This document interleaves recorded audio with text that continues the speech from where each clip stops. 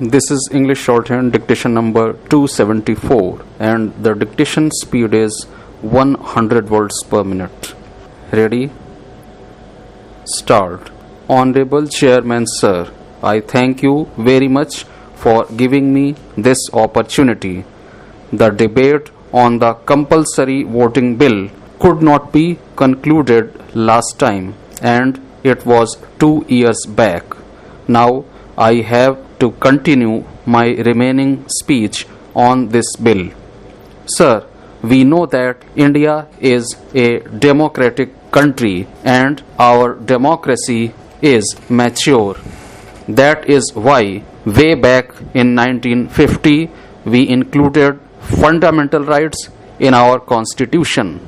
So, if we see the Constitution of India, Article 19 provides for freedom of speech and expression. The word expression means it is a right to express or not to express.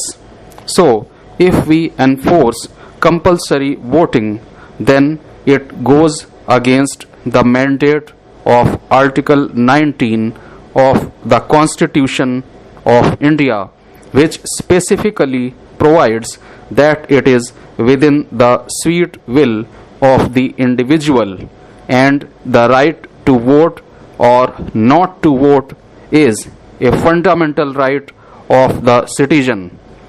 At the same time, if we see Article 21 of the Constitution of India, it says that no person shall be deprived of his life and liberty except in accordance with the law. When we see the word liberty, it includes the right to vote and not to vote. It includes both. So, it cannot be enforced in view of the mandate of fundamental rights which have been provided under Articles 19 and 21 of the Constitution. If such a law is enacted, then it will not withstand the judicial scrutiny before the court of law. Sir, if we see Article 326 of the Constitution of India, it is provided that any citizen can register himself as a voter. He has a right to register himself as a voter, but it is not a duty to register himself as a voter. No duty has been cast under Article 326 of the Constitution. It is an option available to every citizen of India. He can either register himself as a voter or he need not register himself as a voter. Therefore, in my view, this bill cannot withstand the tide of judicial scrutiny and such a law cannot be enacted by Parliament. If we want to increase the percentage of voting, then certain incentives may be provided by the government by making a provision under various schemes like public distribution system and so on. But if a citizen has not cast his vote, he cannot be denied these facilities on that count. So, such a law cannot be enacted. We can only persuade the voters, and such type of persuasion is possible by providing political education. Apart from this, there is one more thing. In rural and urban areas, we are applying the same yardstick. The Election Commission is required to see to it. In the urban areas where the distance from the polling booth is less, the polling booth should be installed on the basis of the number of voters. Normally, in one polling booth, around 1000 voters are there. The same yardstick cannot be applied with respect to the rural areas where people are living in small settlements and where the distance from polling booth is sometimes 10 kilometers. They are poor people. They do not have proper communication. They do not have transport system in the rural areas. Therefore, the Election Commission is required to see to it that at least in the rural areas we must have more polling booths. Here I would like to make a suggestion. If the number of polling booths in a Lok Sabha constituency is 2500, then instead of doing anything else, they should increase the number of booths to 4 times.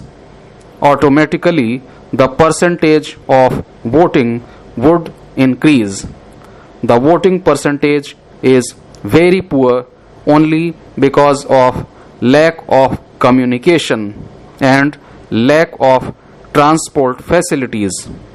Nowadays, due to political education, the voting percentage has increased to 60% or sometimes even to 70%.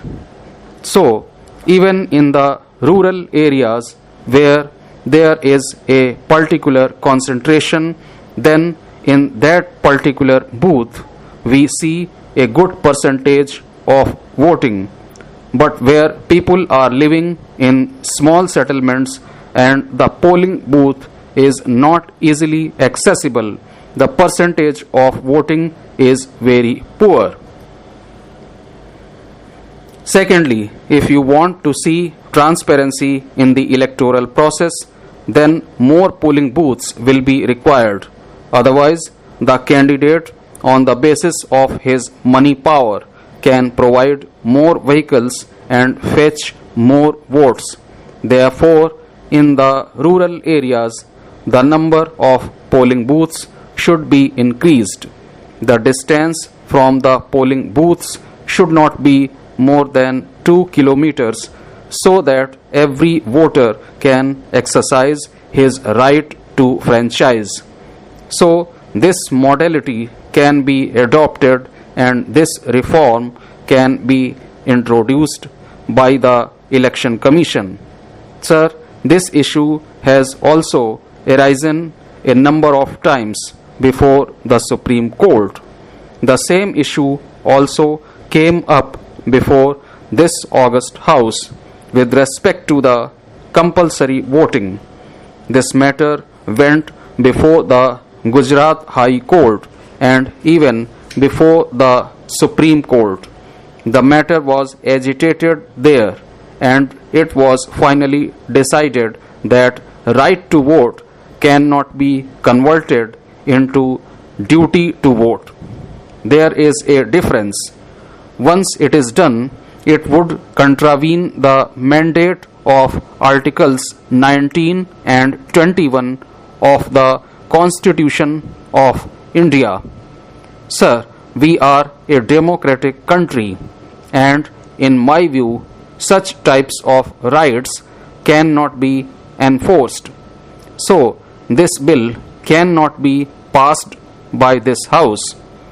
I would like to mention here that when this bill came up before Parliament in 1950, this issue was debated and even Dr. Ambedkar opposed it and said that compulsory voting cannot be introduced in the Representation of the People Act. So, it was rejected by the Parliament on the grounds that there are so many practical difficulties and therefore it cannot be implemented. Thereafter, in 1990, the Goswami Committee was constituted and it also rejected the idea of compulsory voting.